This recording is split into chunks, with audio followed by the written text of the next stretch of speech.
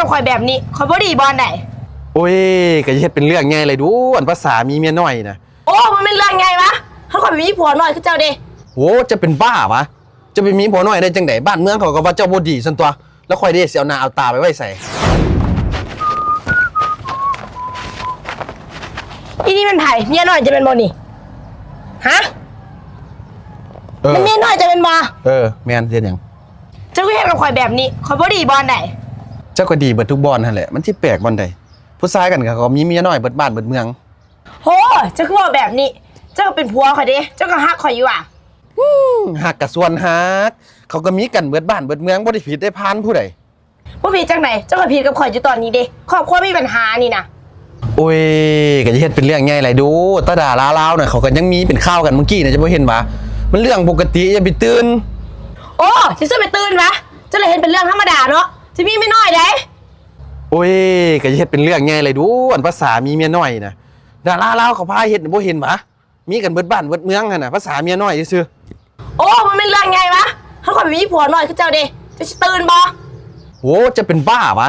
จะไปมีผัวน้อยได้จังไดบ้านเมืองเขาก็ว่าเจ้าบ่ดีซั่นตัวแล้วค่อยได้สิเอาหน้าเอาตาไปไว้ใส่เด้ฉันจะยังหูอายแล้วจะบ่คือเห็นใจเขาแน่วะแล้วข่อยสิอายบ่โอ้ยมันบ่คือกันอันข่อยมีเมียน้อยเนี่ยหมู่คู่บ้านเมืองเขาเจ้าเว้าว่าข่อยเก่งข่อยรอเด้ข่อยมีเมียน้อยแบบนี้น่ะ